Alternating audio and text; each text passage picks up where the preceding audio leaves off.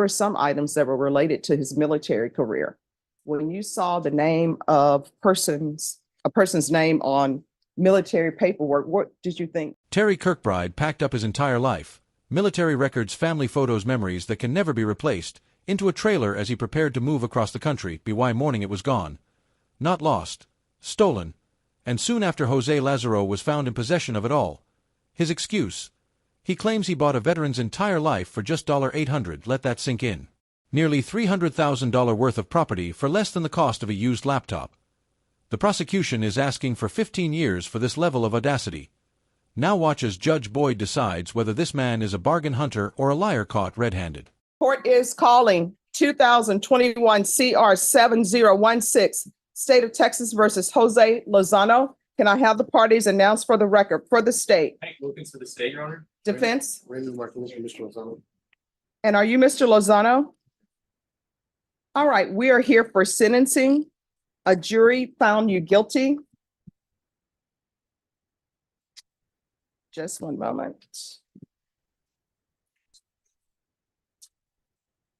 And they found you guilty of the offense of theft, $300,000 or more as charged in the indictment.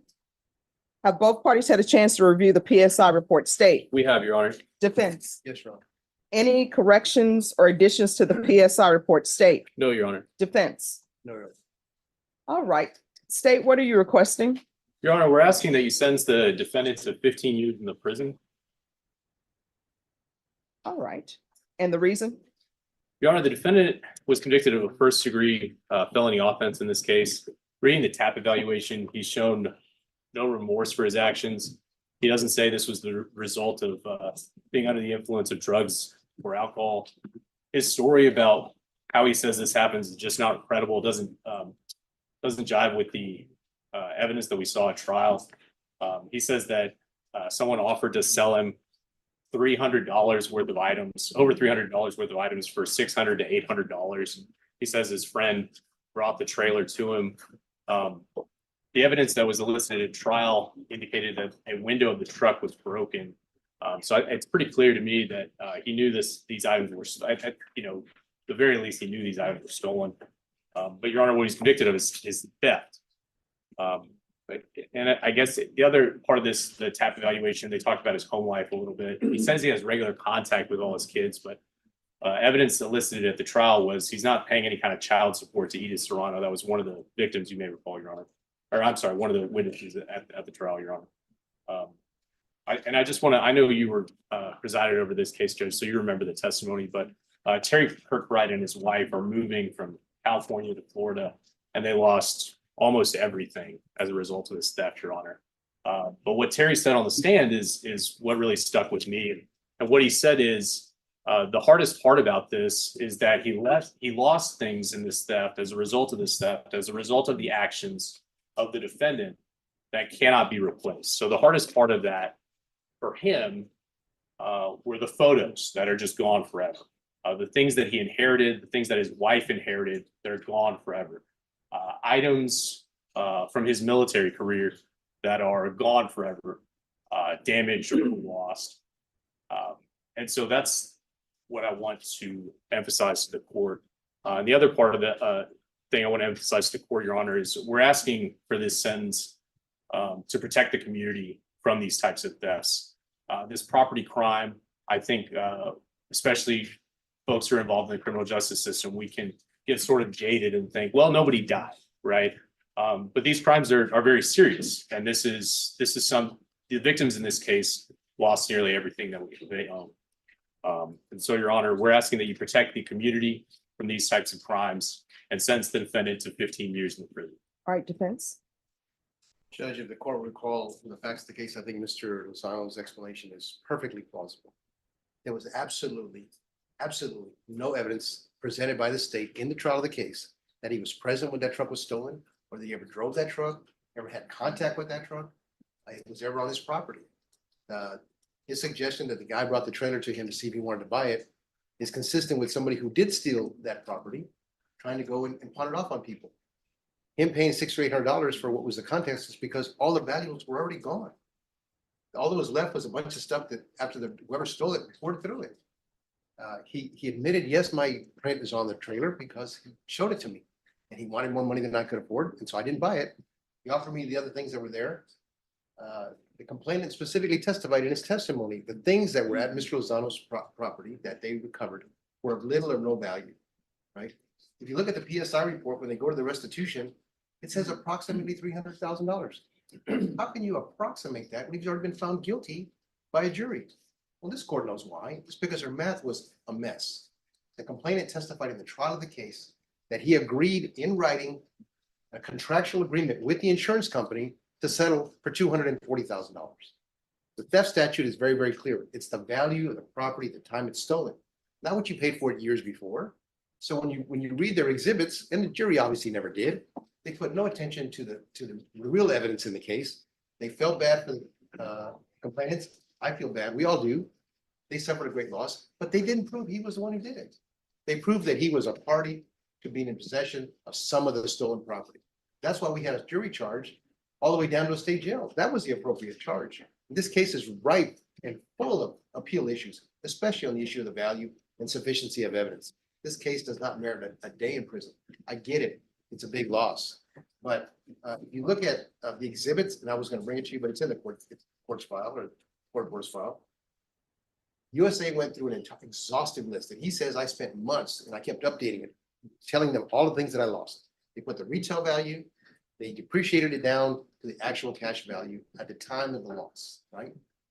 He signs an agreement, accepts the check saying $240,000. And that included the truck. All right, so just so parties know, I'm not going behind the jury's verdict. I'm not asking you to, Yeah, all I'm just saying the punishment should fit the crime. Okay. The jury did what they did, and that's for another court to look at, whether there was sufficient evidence for their verdict. But my suggestion is, if they've proven that my guy drove off with the truck and the trailer and he had gotten rid of everything, I can see that this is a different case. There's absolutely no evidence that was presented to suggest that. And his explanation fits squarely within the facts that were presented in this case. So I get it that there's restitution. My client is going to have a lifetime consequence because of his resident status of potentially being excluded from this country. So he is going to get punished severely by this court and probably another one.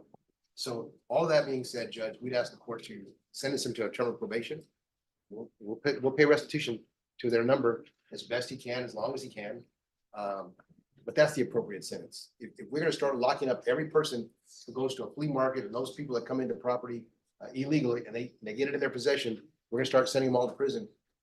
We don't have a big enough jail for that, Judge. All right. Is there anything you wish to say? Yes. All right, you want to raise your right hand? Do you solemnly swear and affirm the testimony you give will be the truth and nothing but the truth, so help you God? All right, you can lower your hand, state your name for the record. Jose Lozano. All right, and make sure you keep your voice up so the court reporter can hear. Who's the name of the friend that gave you these items? What was the name? I don't know his name. They called him. Well, I mean, you say he's your friend, Well, yeah, but and you say you received a phone call from a friend. yes, should have wrote it down. All right, so here's my other question. The items, because there were some items that were related to his military career. When you saw the name of a person's name on military paperwork, what did you think?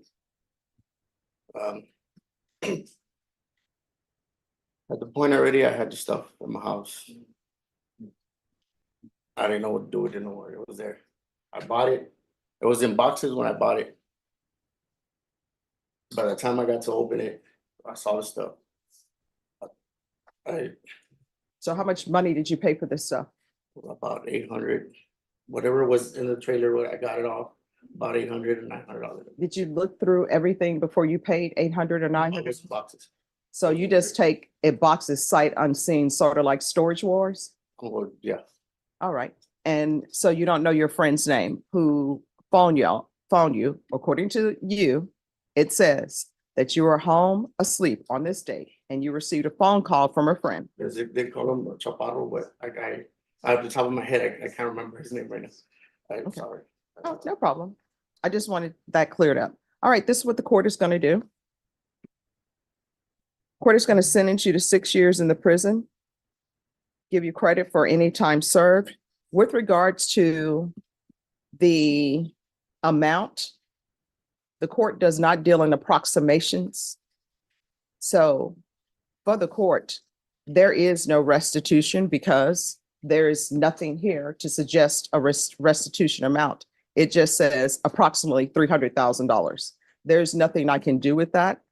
And this trial was on March 21st. I'm sorry, just one moment.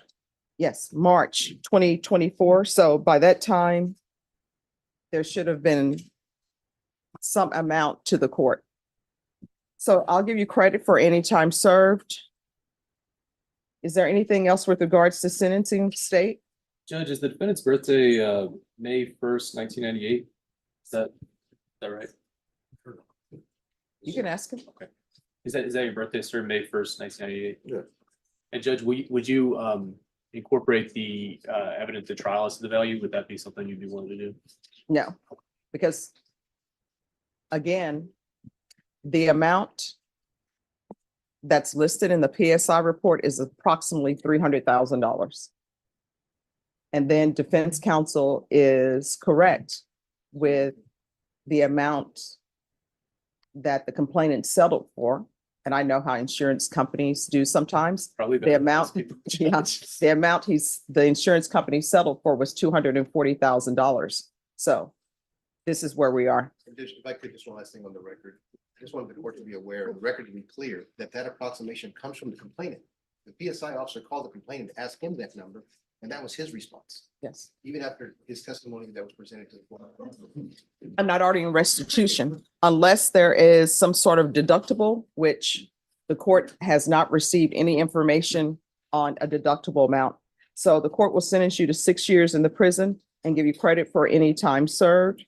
Is there anything else with regards to sentencing? No, Your Honor, we just have victim impact fees. I do, Judge. Yes. We will be filing notice of appeal and a request for an appeal bond. Do you want to take that up today or? Oh, you have to file you'll have to file the motion and the court will take that up. So if you could have him fill out the trial court certification. Well, they're going to be filed today. That's why I'm asking if he could be kept in court today so we could address it, or. do you want us to set another It's hearing? gonna have to be another date. So- so- All right. Once if you could have him do the trial court certification, so I could do that now, please.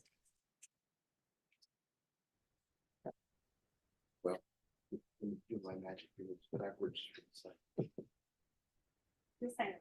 Yes. She wants it.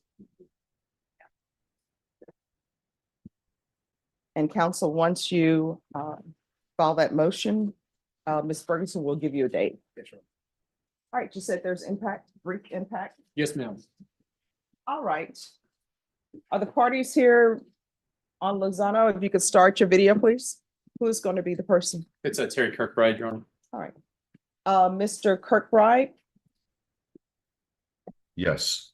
All right, you may begin with your impact statement. Okay, I had no idea what to expect in this matter, but I see the sentencing's already been done.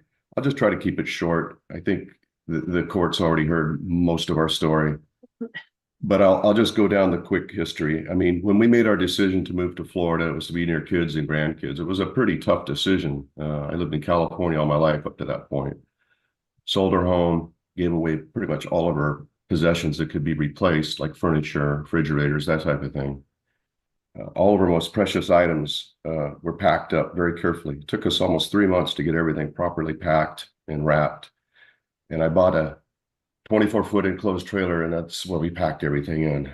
On our journey to our joyous move to Florida to start a new life, we made it as far as San Antonio. And of course, from that moment forward, December 4th forward, it's just like our world was turned upside down. It derailed our whole joy of the move.